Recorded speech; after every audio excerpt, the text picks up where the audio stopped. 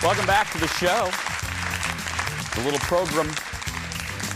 Well, our next guest changed TV. They really did. I'm a dramatic person, but that's the truth.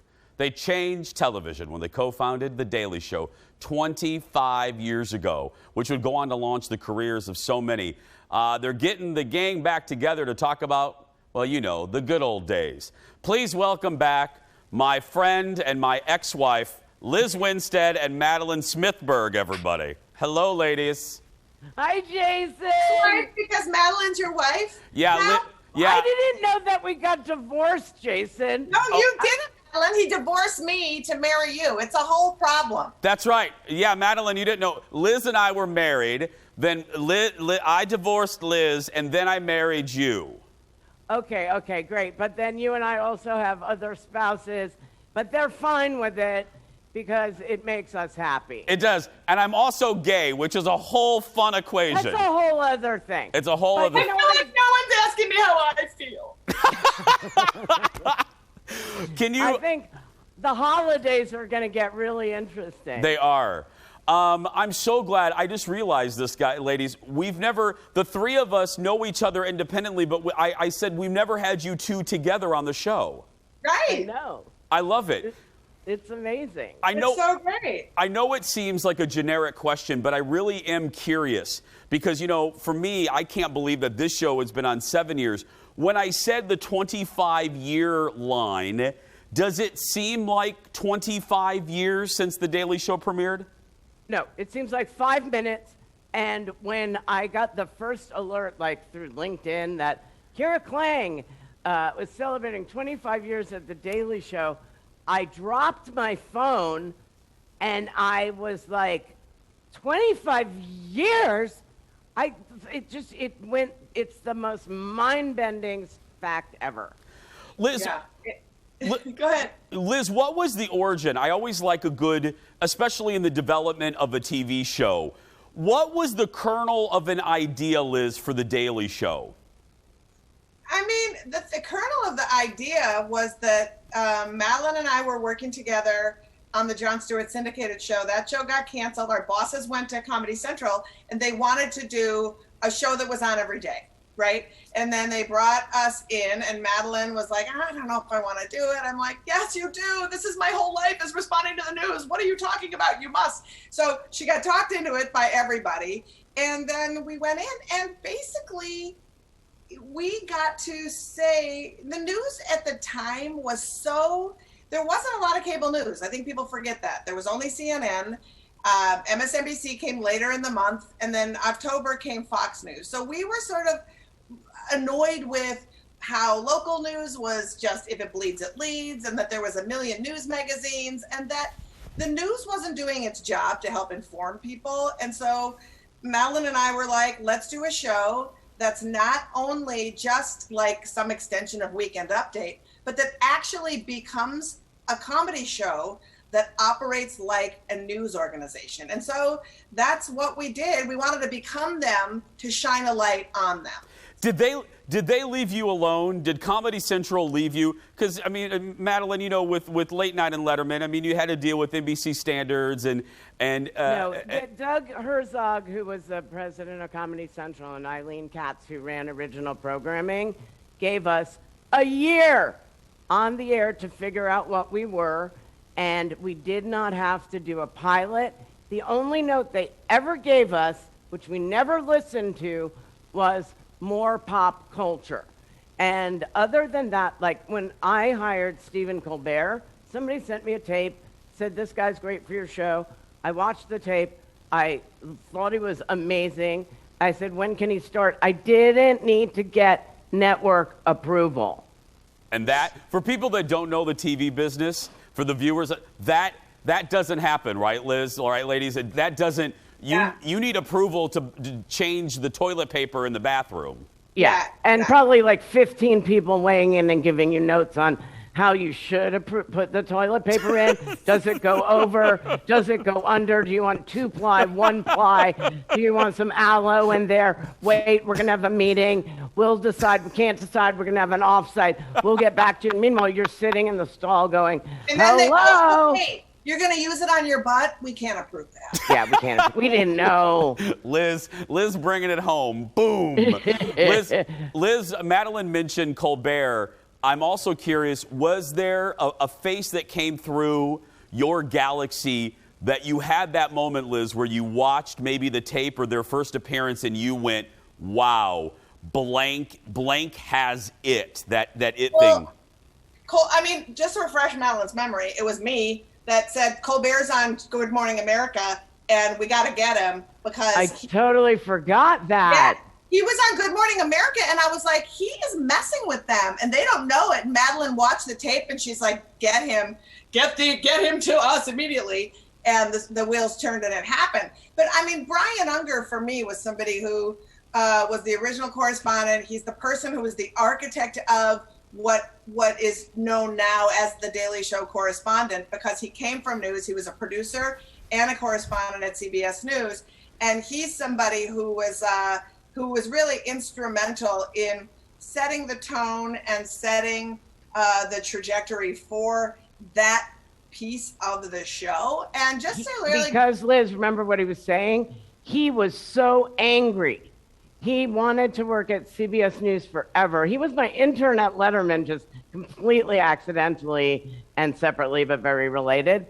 But he was so furious at how television news was making stuff about themselves and just bringing ego into it and the really like missing the point and letting people down. So he brought his vitriol into our kind of I was called like a potluck TV development, because we kept hiring brilliant people and they kept contributing as we were figuring out what we were doing, which is something you never, ever, ever would get to do. No. Yeah, and I want to say too that like that's why we're doing this special on Monday night, is because we've watched the Daily Show develop, but this group of people who actually made it happen have never been together to give you the story, the funny, the details. I mean, the scrappiness. Like what the Daily Show became more popular, therefore it got more resources and then it got more writers and producers. But when we started out, like I'm not going to tell you now because I want people to watch. We were a ragtag band of people. And Madeleine and I made the decision because back in the day, when you were offered a job, it was like if you take a job in cable, the promise was you would have more creative freedom because the money was not great. You know, now cable is as good as network and that's the thing. But like, so we made a decision that let's do this thing in cable so that we can have freedom. They gave us the freedom. And I have to say that between Madeleine and I really pushing back with pop culture on the network and that freedom to develop that foundation of the show, you wouldn't be celebrating 25 years of The Daily Show had we not stepped up and said, we need to go this route because this is the way that we're going to really be able to sustain and last. Absolutely. It worked. And it was really, Jason, it was like a seismic, like a yoga adjustment, because we knew that we were in the realm of current events and we knew that we were all passionate. Like everybody that worked there was a news junkie. Yeah. That was the only requirement, and that you had a good personality, because we knew that we were going to spend a lot of time with you. So we would just go for the fun ones. Yeah. And that's always been the way that I hire people, because I know I'm going to see them more than I see my friends and family, because of, you know, how hard we work in television. But I totally forgot what I was saying. It's all right. Think about it in the break, because we got to take a break. So more with my ex-wives, current wives, when we come back. Madeleine and Liz when we come back.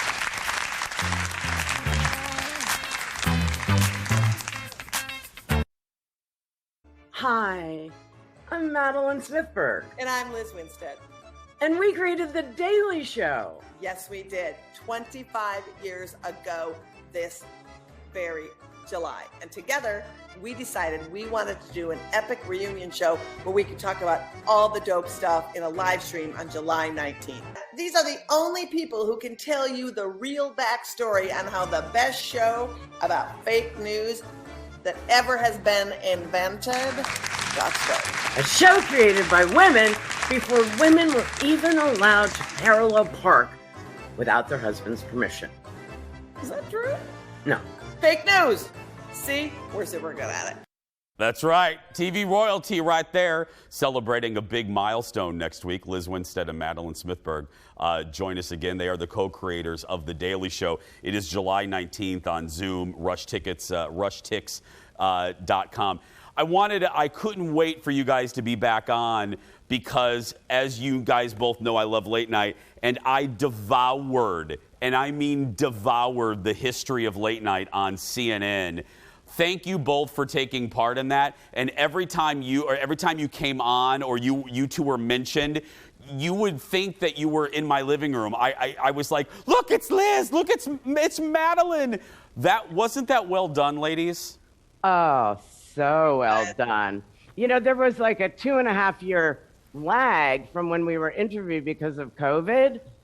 And when it finally aired, I kind of forgot totally what I had talked about and what it was, and I was so scared I said something that was going to be, get me in trouble or somehow get somebody angry at me, and instead all I could think of was, what was going on with my hair? Same with me. I was like, what am I doing? What is this lighting? What is my makeup? Who is this person? I was like, I didn't even care what I said. I could have been, and I felt like I looked like the equivalent of being in the corner playing with my own poop.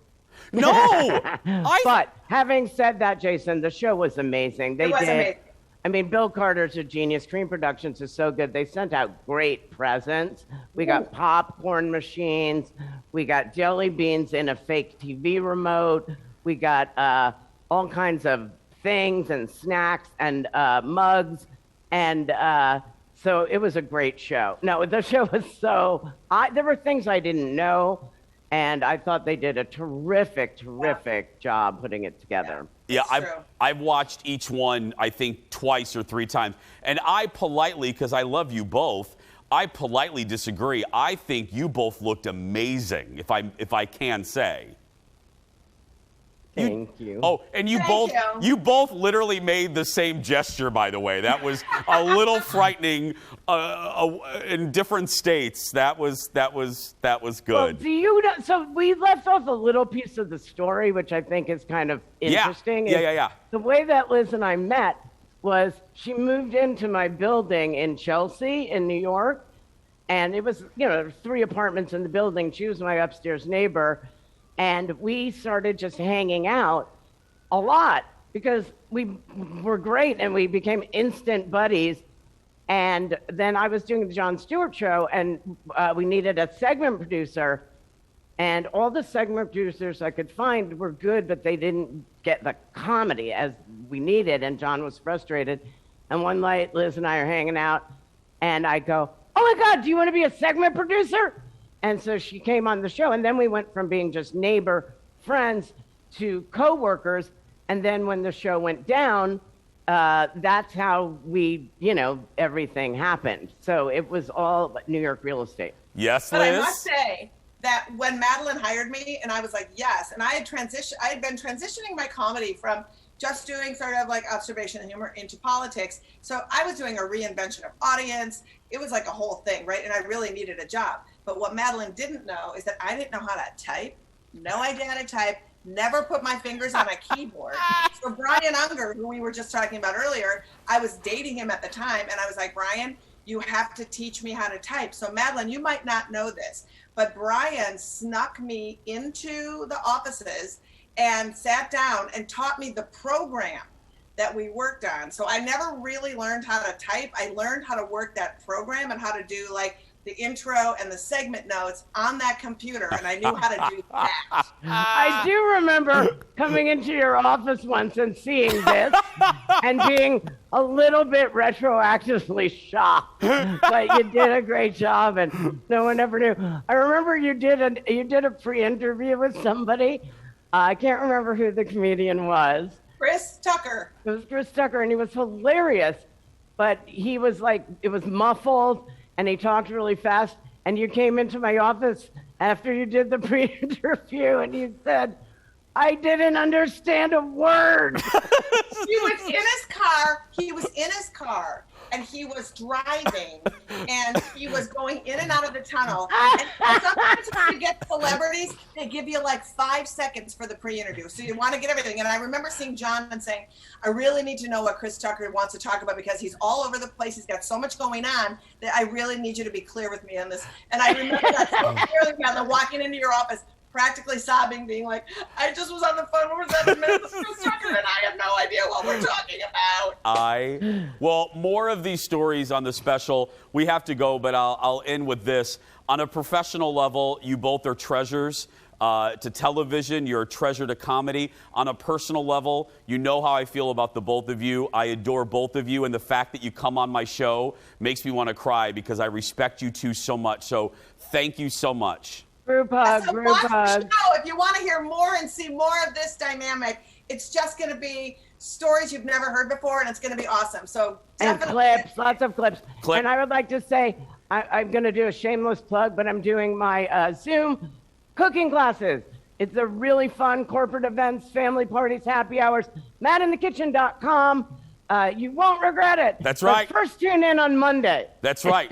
All the we got all the plugs. The Daily Show. We got the plugs. We got the plugs. The Daily Show reunion. And the money goes to a great reproductive rights organization that I run. So That's right. Donate. It's all for a good cause. Jason, thank you. Thank you, guys. The Daily Show reunion is July 19th at 8 Central Time, and tickets are available through rushtix.com, and sign up for Madeleine's live cooking shows, madinthekitchen.com. We'll be back after this.